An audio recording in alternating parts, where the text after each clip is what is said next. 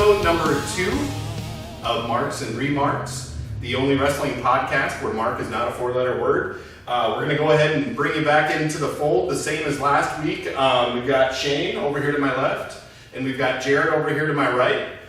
This week's episode is going to be the Goldust gimmick. I'm really excited about this. Yeah, super iconic. Just a really almost an accidental, I think, figure that blossomed. Just to recap last week though, our Slam Heard Around the World nostalgic mark meter rating was a 3.75, so let's see if the Goldust gimmick can somehow beat that rating. Just some quick notes before we start. You know, the character itself was introduced on Monday Night Raw in 1995. It was a gimmick that was introduced to Dustin from Vince McMahon himself. Dustin actually had to look up the name or the meaning of the word androgynous, which means showing some female and male characteristics. Dustin didn't quite know exactly what that meant, and as it unfolded, you see about the first 7 months of the Goldust character was a little bit different than the actual what materialized within the next year or so.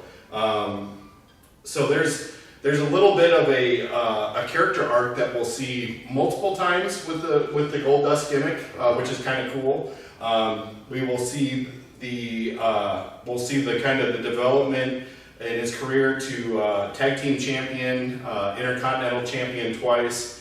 Before getting into the WWF, WWE, he was a 2-time tag team champion in the WCW and a TV champion. So just kind of a little bit of a backstory with Dustin and kind of what brought him to the WWE. Jared, if you want to kick us off, just kind of fill us in a little bit about your impression of the gimmick as it kind of debuted, or the build to the gimmick in WCW, even if you knew him as the Natural. Dustin Rhodes, but what about this character initially from the start kind of drew your eye or got your attention? Well, that's a rhetorical question. What got everybody's attention? Sure. The WCW thing is different because arguably the Natural has nothing to do with Goldust other than in-ring ability. So what he did in WCW from a character standpoint doesn't translate over. But what I would say about Goldust, obviously the first thing that comes to mind is ahead of his time. You know, that character debuting then, controversial, and obviously attention grabbing. Yeah.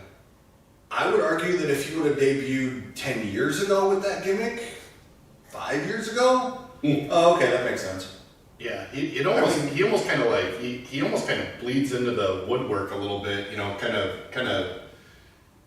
gets lost maybe in the shuffle with everything if it's not done, you know, in the time frame that it was done, especially in the mid-90s when you had like some of the AIDS epidemic going on with the homosexual community and stuff. So you've kind of got some of that. Shane, what was your impression by this time in 95 when this debuted? Right. Would you wouldn't have been in the wrestling scene yet yourself personally, but did this character influence anything that you did in the independents or underground or anything like that? Or what was your impression of this character in 95 coming out? He didn't really influence me, if anything I'd done, but besides maybe... Do we need to bring up one? Well, yeah. That wasn't really Goldust though. The thing about Goldust to me was, if anything, it was a showmanship. Yeah. As larger than life character.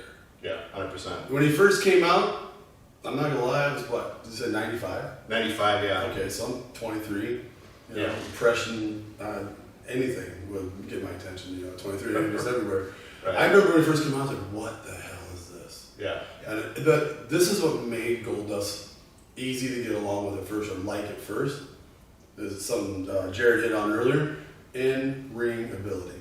Yeah. You put that gimmick on somebody who can't freaking work, Yeah. it goes nowhere. Yep. Good point. Dustin was a genius inside the squared circle. Just genius. Knew what he was doing. Like you said, slowly got into the character, really got into it. You go to the late 90s and the guy is just, he is Goldust. Right. I wouldn't doubt if he was Goldust at home. Yeah. No, I would say that's 100% accurate on both your guys' part. Jared, when you're looking at, before we get too deep into, if we're talking about the wrestler, the ability, the in-ring stuff, why didn't it work in WCW? And why wasn't that talent showcased? Was he pigeonholed too much as Dusty Jr., so to speak, or did they just not use him correctly? Is it a little bit of column A, a little bit speak on that? And if not Dustin to play this part as Goldust, who possibly? The if not him, who is almost impossible. But going back to WCW, ironically enough, there's an infamous promo we talked about off camera, 7. Yeah. And when he's breaking the fourth wall, albeit probably scripted, he says Dustin is forgettable. And when you go back to his early WCW run, Dustin arguably could have been forgettable. Mm-hmm. But I truly think because of his in-ring ability, WCW missed the boat. And I'm going to give you an early what if. I know that's my thing. Yeah. So I'm going to give you an early what if. Yeah, we'll take him. What if he would have stayed, and I have an idea, I have a creative pitch for you. Sure. He joins the Horsemen. Tell me he would not have fit. That gimmick, that in-ring skill, the built-in story with Dusty. The one thing that Dusty fought his whole career. Exactly. His career. Yeah. Put him in the Horsemen. Yeah. That's my early what if. Believe it or not, I have another one for when you're talking. Yes. Peak WWE era, late 90s. And I'll save that one for a minute. No, that's perfect. Yeah, going back to WCW, if he would have stayed, I really do think it was a missed opportunity, but I don't know if he would have gone anywhere short of something like that. Sure. The move to WWE was arguably much needed, and he took an opportunity that otherwise might have been a throwaway for anybody else, and he turned it into a 20-plus year career. Yeah. So Shane, and correct me if I'm wrong. Go ahead. A little what ifs. I'm gonna steal this from you a second. Yeah. Uh-oh. What if the Goldust character was created in WCW? Oh wow. Here's why I think it got over in the WWE. Yeah. If you correct me if I'm wrong, guys. Again, I absolutely do zero research. I just go completely on my memory, which probably isn't that smart. However, did they not do a lot of vignettes with him before he made his debut? Oh yeah. So sometimes you may not know who the guy was because he had the long blonde hair, he had the fade. You may not have recognized, hey, that's Dustin, right? So you get him enough times, and you're thinking to yourself, this is Goldust, a new character, right? By the time he takes the wig off, and you're like, oh my God, it's Dustin. Yeah. You're too late. You're already invested in the Goldust character. Yeah. So to answer my own question, what if it came up to WCW? I don't think it would have happened because people would have figured it out too early, right? Right. But look at the possibilities. If that gimmick gets over, let's say WCW comes up with Goldust or some version of it, does he have a rivalry with Flair? Does he have a rivalry with Sting, Savage, Hogan? Does he somehow go black and white? And I mean, it was watered down. Who knows? Does that ruin it? There's all kinds of different possibilities. And here's a little teaser in WWE. What if he did something else? Teasing the DX angle. This is really a segue that I did want to touch on. This is 95. This is the new generation. This is like Bret Hart kind of getting the push and stuff. This is pre-Attitude Era. I would make an argument. Goldust was the first Attitude Era character. Yeah. I mean, he was pushing the envelope that before DX was pushing the envelope. He was very much so. Even more. Yeah. So, so. In fact, in doing some of the research on the topic, because I was 15 when this, so I had to go back and kind of look at some of the highlights and stuff. There was a point in time in '97 when we're a couple years into the gimmick already being out there that USA and the WWF sponsors, WWE sponsors, were starting to pull out, and Vince had to sit Dustin down and go, "We've got to pump the brakes on this." No pun intended. Yeah. Kind of sassy. Yeah. Pulling out. Yeah. There you go. It's an all ages show, but yeah. So do you think that this, would you lump this as Goldust being the true start of that next Attitude Era? You could look at it that way. You have a very good argument there. I also think that Goldust joining DX, Goldust didn't need DX. No. He was already over without him. Right. And we're sure going to get this in a later podcast about the NWO and all the people that jumped in and just fucking ruined it. Right. It's the fact that if you got an over click like DX and you got an over guy by himself, why put them together? Yeah, there's no need. There is no, in my mind.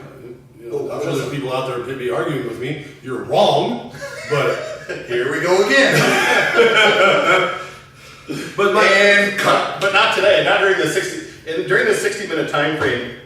Shane Bass 1,000. yeah, just put him on. Hot take. Hot take. No, I don't know if the ring is big enough for that ego. No, Let's go there. That's a good point, not needing to pair him, because here's the other thing that the WWE was famous for, is they didn't put the strap on Undertaker a lot because they didn't need to. The guy sold tickets regardless. Mm-hmm. You've almost got a dual main event with Taker not having the strap, so like, in your point, why do you need to put him in DX? So that's a great point. If he doesn't, though, here's my what if that Jared and I kind of touched on. If Dustin doesn't become Goldust, to me, even before this, he's one of the most like well-respected longevity wrestlers ever. I mean, like he's like top tier mid card guy. Are we talking? If he doesn't become Goldust, does he just kind of like fade away to the sunset? In a heartbeat. I tell Absolutely. you, 6 months he's gone. As I tell you that earlier when he was mentioning the whole, you guys mentioned the Dustin Rhodes, Dustin Reynolds, whatever gimmick he was trying to push, the natural, and he wasn't getting anywhere. Sure. People were done with Dusty's kid, right? Which made it even harder for Cody to get in at the time. Yeah. Because they were all like, oh, here we go, another one of Dusty's kids. So in my opinion, WCW, if he doesn't leave, I don't think Goldust makes it in WCW, because everybody would just recognize it too early. Agreed. I don't think if he doesn't do it, that he would be considered, one of the greatest of all time to be in the ring. Goldust made Dustin. Right. Made him. Right. But he made Goldust. Yeah. He put his all in this. A lot of the boys will tell you, if you talk to a lot of the old guys, and they tell you, I put my heart and soul in that gimmick. Yeah. When they do that, most of them make it. Yeah. Because the guys that half-ass it, we don't have to go list of those jabronis, but the guys that half-ass their gimmicks, they don't make it. Is this gimmick? This question's kind of for both of you guys. Is this his Undertaker gimmick? I mean, like, no one else could have played the Undertaker besides Mark. I don't think. Is this same? Do you think anyone else could don the black and gold paint and bodysuit like Dustin and embrace the character like he didn't get it as over for as long as he? Because you have, and we'll talk about this, Jared, kind of when we were talking off camera. You have the first iteration where he was kind of getting to see legs under him with the character. Then you've got, a little bit further down the road, you've got That's Marlena. Then you've got Booker T. Then you've got the Tourette's, the wacky. We got electrocuted. Yeah. So like you've got different arcs with this character. So do you think anybody? The same way with Taker though. Taker did the same thing with this. So to answer that question, I think those questions are extremely hard to answer for the reason that Taker is Taker. Right. Right? He's longevity of his career. Yep. The undefeated streak for the longest time until the Rock match. He did it so well. It's hard to imagine somebody else doing it. But what if he didn't, and you put in Wrestler B, and you give him, you don't know if that guy would have taken it as far as Mark did, right? You don't. Yeah. I would say no. Right. Okay? Same with Goldust. Instead of thinking back, who could have done Goldust the way Dustin did? Right. I think he's a one-of-a-kind guy. Right. I think the one-of-a-kind guy to do that, I don't think you put anybody else in there, and they do that great of a job. I just don't see it. Cheers. Yeah, you would be hard-pressed to find anyone that not only could have filled those shoes then, but I would argue that could fill those shoes now. Right. And pull off that gimmick that effectively. Right. So, What do you guys? What's your opinion? We've talked about his in-ring style. I think in rating, we rated a match last time, and we had to pick apart the match itself. So like now we've kind of got to pick apart the gimmick and the wrestler. Promo-wise, vignettes. How good was he? Like how good was? We've seen him as Dustin. Yeah. In the WCW. Okay. So. Okay. The character Goldust, is it 10 out of 10 home run? I mean, for that character. I mean, first of all, we only got the 5 marks. Well, it's true. Yeah, we can't overachieve. We can't. Yeah. No. Second of all, you go back and just think of all the times you see a Goldust vignette. Yeah. In my mind, I was glued to the TV. Oh, so good. Always wanted to watch them. Sometimes rewound and watched them again. Yeah. His entrances, that was something to see. Oh, yeah. That was one of the first ones to use like the camera thing bit. Too, Yeah, wasn't it it? might be. Yeah, I think you're right. Yeah. Yeah. And then I'd seen him live, I think in Sioux City, Iowa. It was even at house shows, if I'm not mistaken. And I've seen at Raw too, but they would drop the gold flake from the ceiling and stuff. Man, it was like they pull out all the stops with this character. Like they said, let's go, just go. Back in the day, though, house shows that's where you wanted to watch wrestling. Yeah, 100%. Because the boys worked as they did in the Indies. They worked the crowd. They listen to the crowd. They talk to the crowd. They get TV and they just work the camera. Yep. Yeah. Right. So I remember going to a couple house shows, and you don't see the big entrances. You just see the drape curtain. And you're like, oh, this isn't cool. But then you start watching the wrestling, and you're like, this is way better than what I see on TV. Yeah. This is more interactive. It's more fun. I think you can't do that on TV, but No commercial breaks. oh yeah, everything flows. It's so much more fast paced. Yeah. One of the best, and it's a little off topic, one of the best house show matches that I'd seen was in Sioux Falls, South Dakota. And you had Brock Lesnar coming in, and he's billed from Minneapolis. He's from South Dakota originally. So They went to school with that. yeah. 4 years ago, Gophers heavyweight champion wrestling. Blah blah blah. Yeah. Yep. But born and raised. But born and raised on a ranch in western South Dakota and stuff. So Sioux So Falls. you guys like to claim them? He's from South Dakota. Okay. Spent 18 years of his life in South Dakota and 4 years of his life at the University of Minnesota. I feel like we're having a bidding war over here over Brock Lesnar. They lived outside of Minneapolis for years, and Yeah. No, I mean, so as an adult, yeah. But him coming back, he was defending. I think him or Triple H at the time. I was convinced that strap was going to change hands that day. Yeah. And it was. You're right. I've seen so many house shows that were probably a better product than what I'd watch sometimes on Raw and SmackDown and stuff. But going into the promo side of thing or the entrance and stuff, how good was Goldust in your opinion, Jared? He was one of the best, and that's actually where I was going to go. Shane kind of took the ball and ran with it a different direction. I was more referring to a feud with DX. I think they missed the opportunity. They had done an early feud with Triple H when he was still the British or the Connecticut blue blood. I think they missed an opportunity. Like you said, he was over by himself. DX is arguably the most over faction. You've got 4 or 5 matches built in there. You sprinkle in whoever else to go against the Outlaws, whatever the case might be. And he was, in a lot of ways, relegated to that Intercontinental title scene. Not that that was bad, but arguably you put him in a feud with Triple H, and maybe he reaches that next level. Maybe he does get a run with the world title, the WWE Championship. I feel like, obviously, when he was extremely hot from a character standpoint, there was a little bit of a missed opportunity there to at least see what he could have done. So that's more where I was going with the DXTs. Okay. Of what if he would have gotten that opportunity to run against those guys. How about how about the feuds that we can speak on or that we can rate? I remember Razor Ramon was a big. Scott actually openly said he didn't really want to work with him because he thought the gimmick kind of pushed his envelope too much. You've got Roddy. There was some small. Okay, so let's start with Razor. Razor, okay. Another guy who in the ring was just, in my opinion, was just really, really smart. Yeah. Oh yeah. When you get him and Dustin, you put them together, you would think it's just going to be pure magic. Yeah.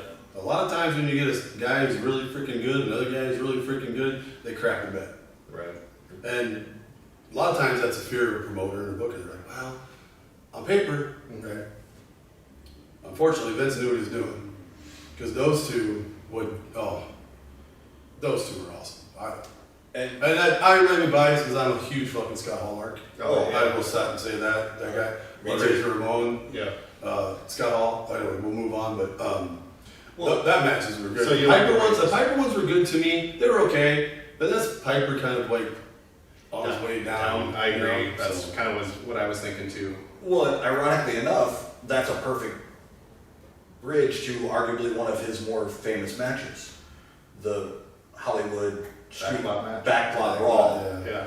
That was supposed to be Goldust and Razor. Okay. And then Hall ended up going to WCW. And who took his place in that match? Piper. Yeah, Piper. So, those three in a lot of ways are historically connected. Right. Um, Well, don't get me wrong. It's not like the Piper Goldust matches were bad. They just, for me, they weren't where the Scott Hall. Oh yeah, Scott Hall's. Yeah, that's. Goldust stuff was. I would say like that's one of my most underrated rivalries in that like storyline out of, if you pick apart like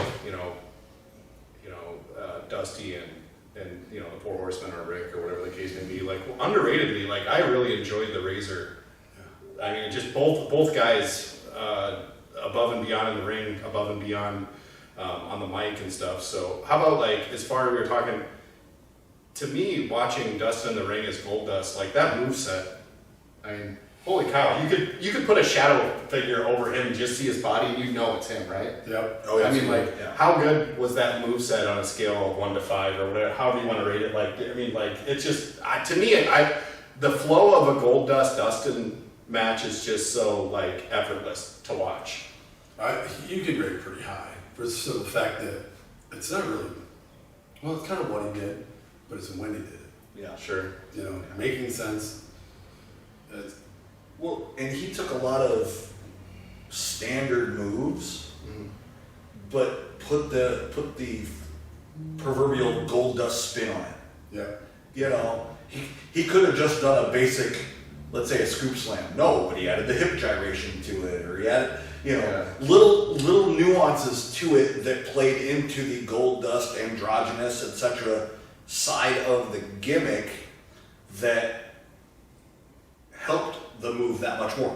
It was a standard move, but that little nuance that he added to it added so much more, and would have taken arguably, if we were going on a 5, takes a 2.5, 3 move and bumps it up to a 3.5, 4. Listen to some of the podcasts that some of the Storm Academy students have been on. They've talked about, and maybe Shane, you can kind of elaborate on this. It's really odd that they say their best advice is slow down. And oddly enough, in a kitchen, like when you fast is slow and slow is fast in a kitchen. I don't know if that translates into wrestling. No. But sometimes you have to slow down in order to be efficient. And I get that when I watch Goldust, I'm just watching as a fan, and you can speak to this as a talent and now as a coach and trainer. How good is Dustin at slowing down in a match and just, like Jared said, taking a 2 and turning it into a 4 or 5 a move or spot on the ring? Okay, so just take Shattered Dreams. Yeah. If you poop. Yeah. What did he do? Went really slow with him. Wasn't without it. Did the. Yeah. And then, he just built to it. He built, pop the move. You can pop for it. Kids do it to this day. Yeah. And don't even realize where it came from. That's the sad thing. You go to indie shows, you'll see a kid do a variation of it. They have no clue where that came from. They just saw it, that was cool. And they rush it. Oh, yeah. 100%. Yeah. That's a podcast for a different day.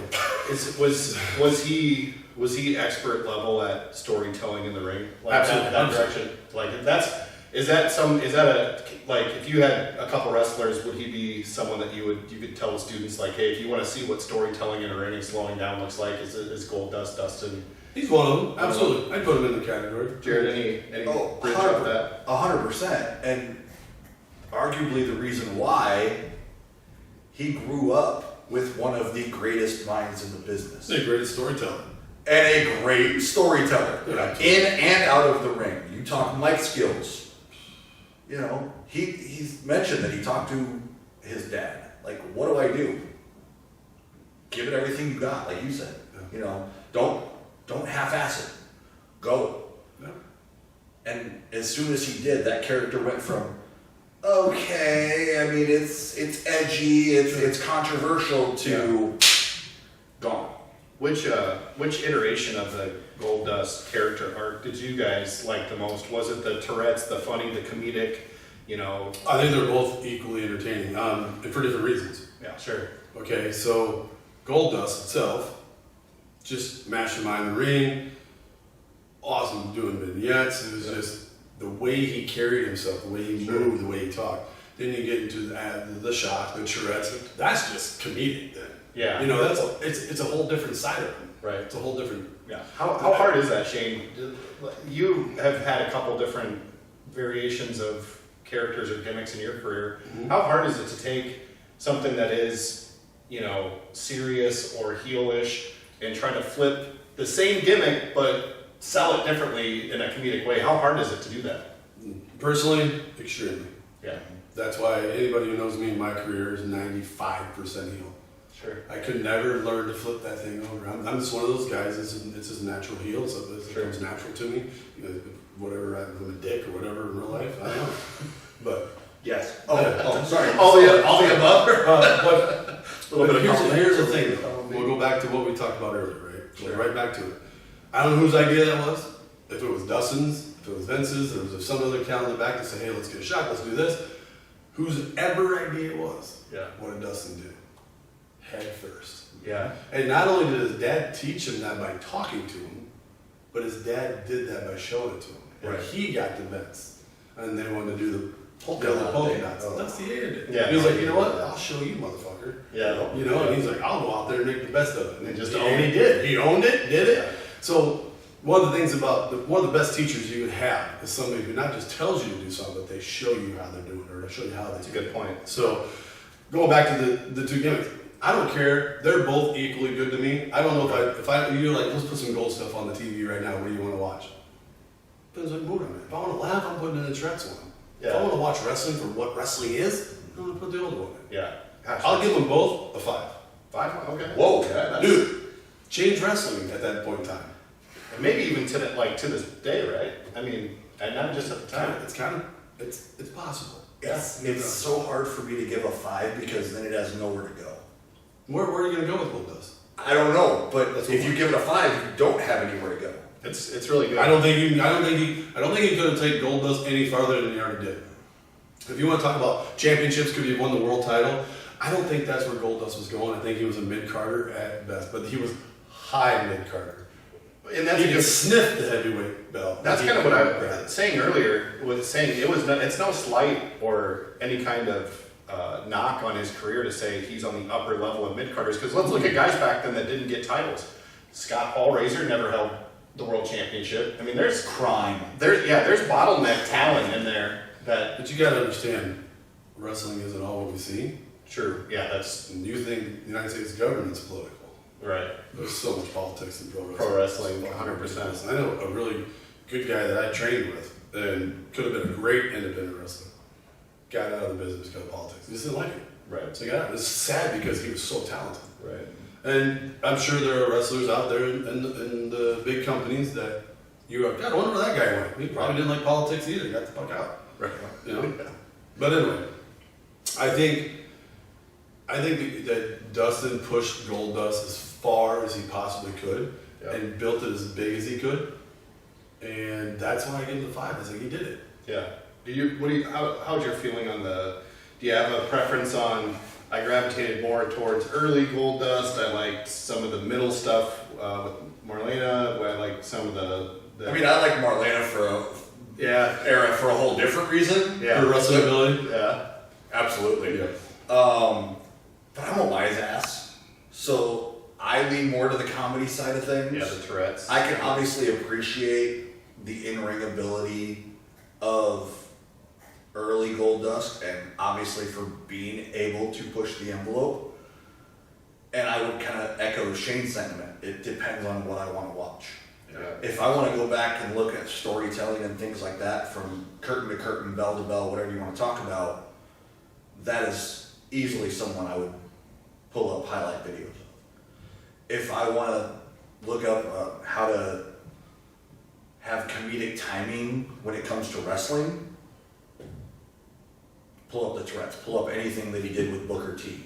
Yeah. So Just remember, it takes two to tango, though. it does. I mean, Booker was amazing too at that.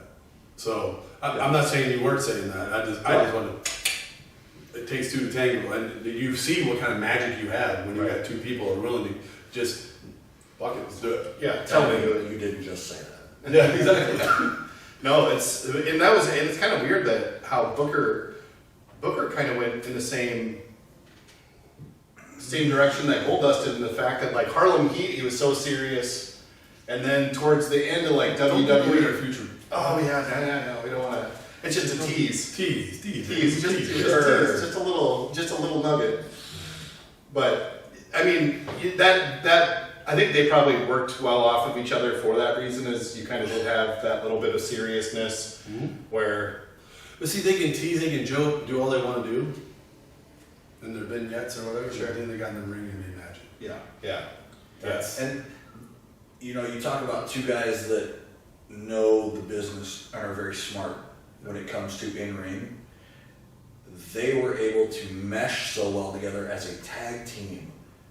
Now, obviously, both of them had a tag team history separately, but you could arguably put them, it's my favorite word today apparently, put them in against anyone and they would have figured it out. Yeah. So.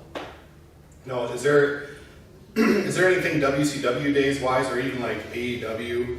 I want to try to focus on the Goldust gimmick itself, but it goes without saying that his career is so long, and I don't think you get to AEW unless you have the bridge with Goldust to kind of. Agreed.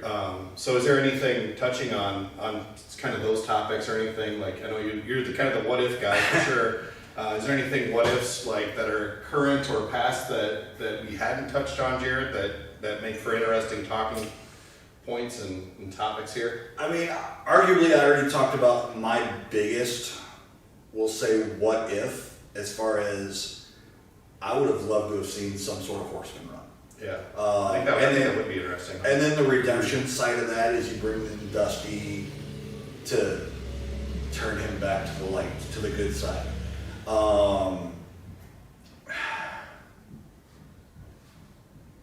The other kind of what if that I would do is, let's say Goldust is established. Because he's created in WWE. What if Goldust already set up, everybody knows who and what he is. You obviously rename it or repackage it slightly, but it's still Goldust, and move him over. Put him against a Hollywood Hogan. Put him against a Diamond Dallas Page. Put him against a Raven. Something like that. Those are what ifs. And if we're playing the what if game, would WCW have been able to do it? No, I don't think so. Right. But I can't imagine.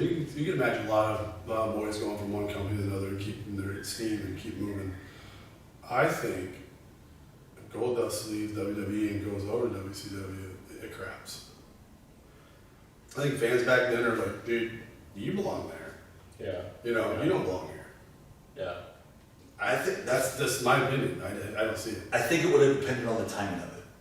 If it would have been, you bring Hall over, you bring Nash over, arguably maybe at that point, let's say, hypothetically, you bring Goldust in. And he's black and white? No. But he's brought in right around the same time, and that's the tease. You still ultimately get Hogan at Bash at the Beach, but there's the third guy. It gives him a launching point to go off of. Like, there's a bunch of different ways. If you mistake, you need to make it black and white. They were the black and white brand. You can't put a gold black guy in there. I'm saying, no. I'm not saying put him with the NWO. Oh, okay. No, I'm saying he comes I in at that time, and they tease it. Okay. Sure. The fans write it in their own mind, but there's your swerve. Yeah. I mean, obviously everybody knows nowadays, Sting was the backup plan. Had Hogan not gone with it, it would have been Sting. Some would argue that would have been better. Some argue that it would have been worse. There's no way that would have been better. Hogan shocked the world. We're not here to talk about that. So Maybe another episode though. Another episode. there's your tease. Dangling that carrot. So I would go back to, let's say the natural sticks around. Somehow, some way, He's bye if he sticks around. I'm saying somehow, some way, he gets over. Okay. All right, we'll live in your alternative world for now. We're living in an alternative world right now. He is arguably, there it is again, one of WCW's biggest homegrown talents. He is up there on that same pedestal as Sting, as an icon franchise player, if he's able to get to that level. Yeah. The in-ring talent, the mic skills developed, he was above average on the microphone. I was gonna say, I don't think his promo skills and stuff got there until Goldust came around. I agree. Go watch some old Dustin promos. They're not They're good. nothing, yeah. Even honestly watching, like I've watched him get interviewed. He's not even really that interesting of an interview. I mean, like I've seen some that I was Speaking of hot takes. well, I mean, like he's he not. stole my freaking gimmick, dude. The problem is and I'm not even saying that him as a person. I really enjoy listening to Dustin's story about getting clean and sober. I'm saying that Goldust character is so goddamn good that just regular Dustin isn't as interesting as full blown Goldust. Yeah, 100%. So it's like I watched Dustin and I'm expecting. So saying that, you mentioned something about AEW and stuff. Right. And I think this happens a lot to guys.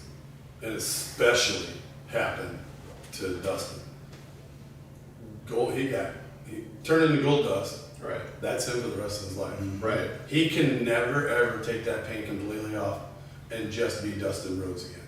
He just can't. Right. No one will follow. You know what the fans will be like? They'll still chant Goldust. Yeah. It's because he was pigeonholed into that gimmick, and he will forever be Goldust. Ironically enough, to use a Hollywood term, since Goldust is a Hollywood character, he is now officially typecast.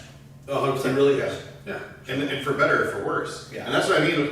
That's what I mean by watching his normal interviews. It's like it's not that he's not interesting as Dustin, but he's not Goldust. So like it seems like that paint got put on him, and he's just A whole different person. that character is just magic. I mean, it is in my mind, nostalgically looking at things, you're probably close to that five mark. I would say I'm of that mindset, and we'll get to that when we vote. Sure. Before you go any farther, Yeah. let's go with a little different sort of what if, and it ties into what you were just talking about a little bit. What if he doesn't get over as Goldust, and it runs a course of 6 months? He's done. Well, but now let's fast forward into the future. The domino effect, the butterfly effect. Right. Is there a Stardust? No, not at all. And if there's no Stardust, is Cody frustrated and leaves WWE and starts AEW? Does he go have that indie run? No. Yeah.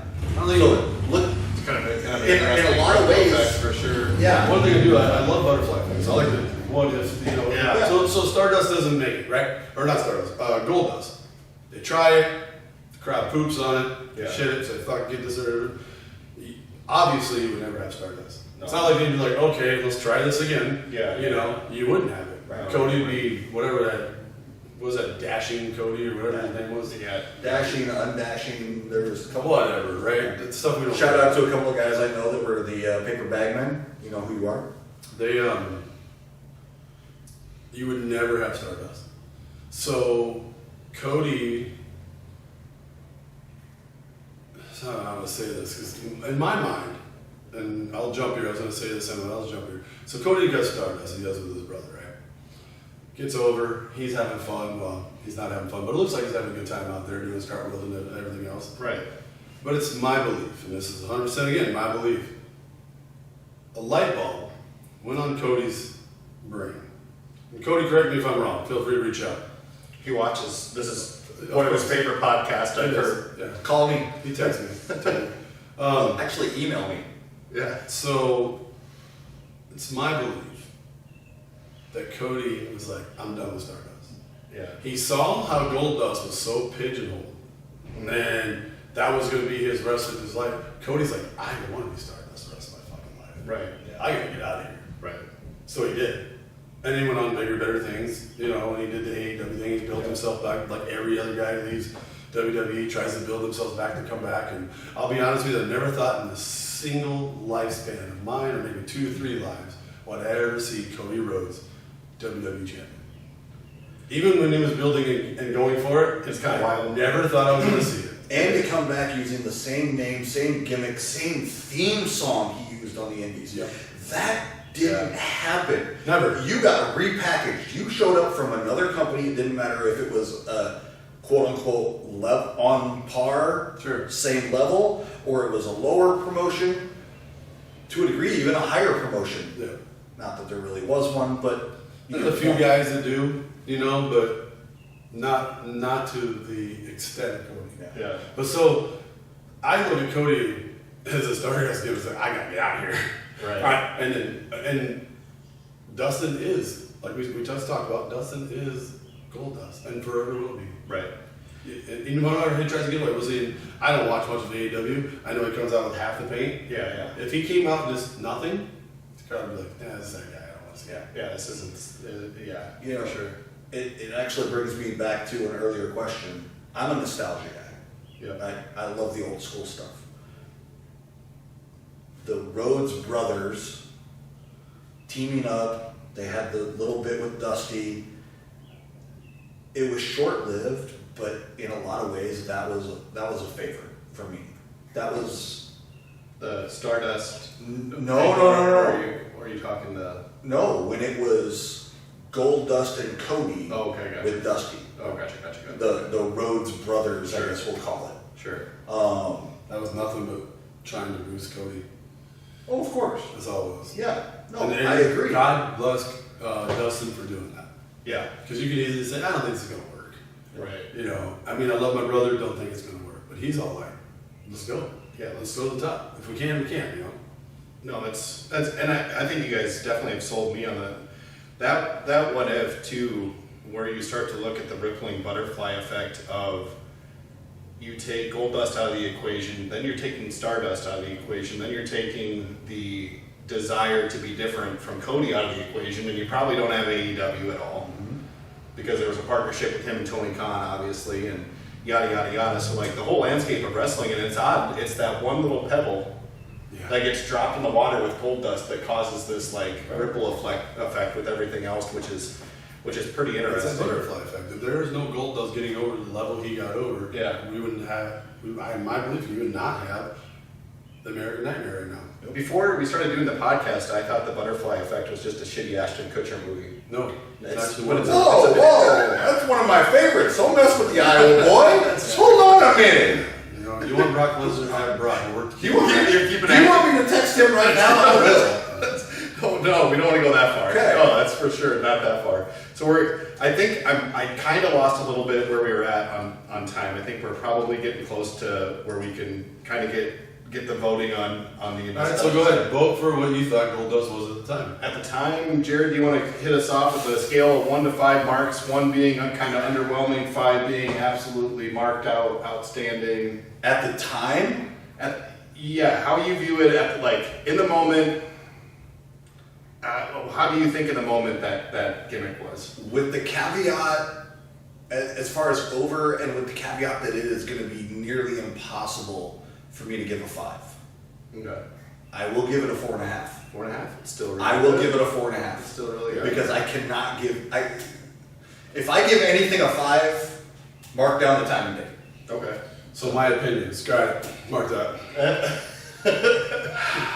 Go ahead. I've had some time to think. Okay, you've had some time. I'll- Gimmick wise, looking at it nostalgically, through my 15-year-old lens, all the way up until he was Goldust for maybe 2010s ish or something. And I know he kind of made some appearances and left and came back. I would say 4.5 for me as well. Really, I think that's probably. I don't have a problem giving 5s, but I'd say 4.5 is probably where that sits for me. All right. Well, that's while a you're time. voting, that's a shoot. Oh shit. Okay. Okay. Show the class. I can't see it. I gave a phone. I showed him that I had an actual phone number. Oh. Oh, anyway.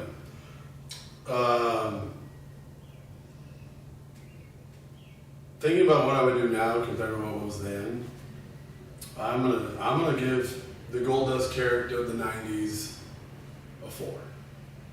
Oh, okay. I'm gonna tell you why. Okay, yeah, definitely. This is why, because of what somebody said. If you go at 5, you can't really go any higher, right? Strong take number 1, maybe 2, 3. I think if Goldust character came out today, it would be hotter than it was in the 80s or 90s, in the 90s. So Alright. today's, I'm going 4.5. Okay. So you got a nostalgic. I'm going to tell you why though. Can I play devil's advocate? Oh, please. There was one recently, like 4 or 5 years ago. NXT Velveteen Dream. Oh yeah. Look how Tried to go that Yeah. outside of WWE issues notwithstanding. Yeah. I would argue he wasn't as over. Oh God, yeah. No. Back then I was watching NXT because of him. Yeah. I love that gimmick. I'm not saying I didn't like the gimmick. I'm Oh, saying fucking loved him. Loved that gimmick. He would have went. you put the two of them next to each other, and I pick Goldust all day. Well, And it's the- not Goldust. That's the thing. I I'm understand. talking about bringing Dustin Rhodes as Goldust And now. right now. Yeah, Yes. maybe. 4.5. 4.5, and the nostalgic was a 4. Yes. So we got 8.5. There you go. 8.5. I think it goes up more. My now score is going to remain a 4.5. I think. Good call. I think. If anything, it maybe could have gone up a little bit because I appreciate it more. But as a heel, So nostalgically, 5.5.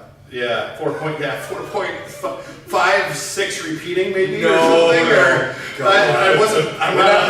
We're not bringing it down that far. Climbing. Just gotta grab I my would go apples. 4.56732, something like that. Yeah. 8675309. Yeah. Yeah, exactly. Okay. That's exactly what I was thinking. Yeah, you can definitely go. I think looking at it at 4.5, kind of what Jared said, you can't go up anymore. It wasn't perfect, but it was damn near close. And then you go now. I'm looking back at things. I have a bigger appreciation for the character and the range, but I still think 4.5 is where it lives. Jared, your My nostalgic, it was a 4.4. 4.5. 4.5. Your current now. My now, okay. Did it go up or down? My turn for the hot take. Okay. It goes down. Okay. It goes to a 3. Uh-oh. And here's Why why did it you say? I goes, missed that because I was talking. it goes to a 3 now. And here's why.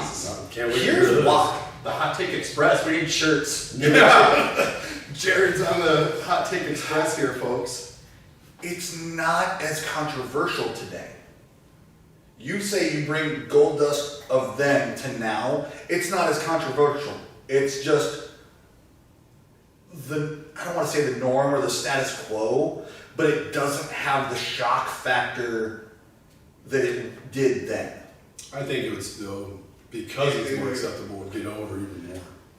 I'm not Shock value may not be there. People would be like, oh, this is like my neighbor. I like this guy. Yeah. You know what I mean? Where before you were like, that's like my neighbor. I don't like him. Or the other thing with my That's 3. fine. That's So why you got I'm a all here, right? 4.5, 3. And that's why I'm right. Yeah, we'll have to kind of. I'll add everything up and kind of give us the average and for next week and stuff. To kind of go that route. This podcast going into the next, we're gonna kind of wrap things up with. We got the Magic 8 Ball. Yep. I got it over here. Go ahead. He's gonna Go go. for it. He's gonna go over to the west wing of the studios. Yeah. The west wing of the shelter. Take a trolley. Oh, and he's gonna I was reload. gonna reload. That boy. Last part, we gotta reload. Reload. That's And right. then anything storm wise, you guys got anything that you kind of want to? I know you guys just big news. Eric Redbeard coming to Huge. coming to Ely. Ely. August 8th, Odie's Bar Yep. in Ely, Iowa. Sounds like a great card. We've got some weather coming through the area, so possibility of a show this weekend, which would be the 13th. Looking bad for June 13th. Ox Bar and Grill, Oxford, Iowa. Ox Bar and Grill. So you guys, Oxford, you always Iowa. want to check the calendar at pwstorm.com, guys. If you guys are interested, if there's anybody out there that knows someone or that you yourself have some questions on becoming a professional wrestler and looking at academies, they're also offering that aspect of things.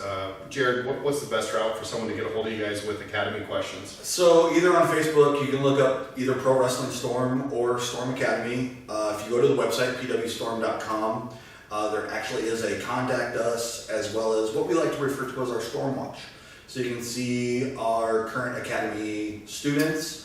If you're also a booker and you need some talent, you can kind of see their height and weight.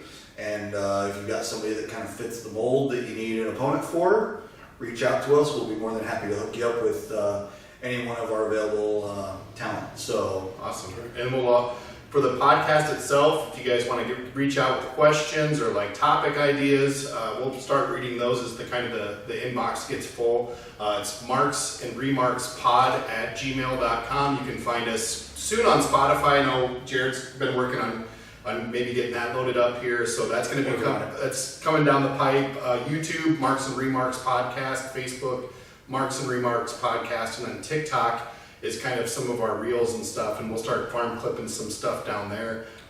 Anything, Shane, on your end? Yeah, absolutely. If you guys like this little banter back and forth, subscribe.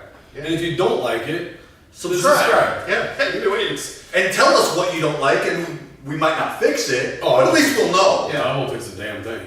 No. But I'll tell you what, this is what I will tell you. If you think I'm right, subscribe. Thank you. Well, we just got 100 subscribers. And if you think he's wrong, subscribe. Tell your friends to subscribe too. Yes.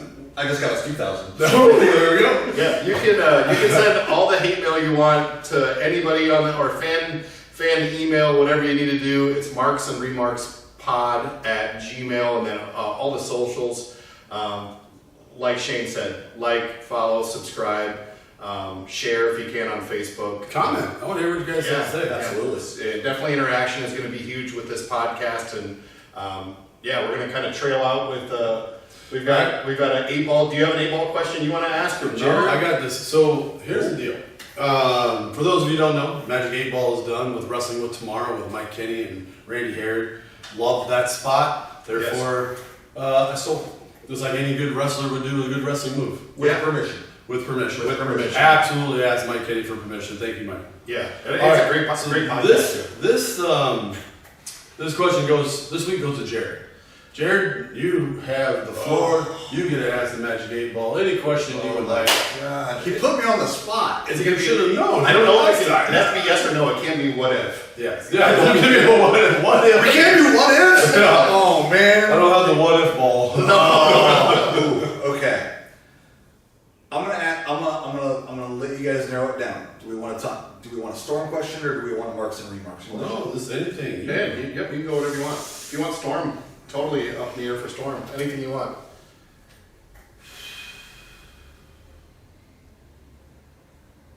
Man, okay, the silence is I dead. know. Cue the Jeopardy music. I'll edit it over this. All right. I was on the spot. Okay, let's see. You know what? Obviously, it's the most pressing issue, and it's gonna air. This will air before this weekend. Shane, you know where I'm going with this. Okay.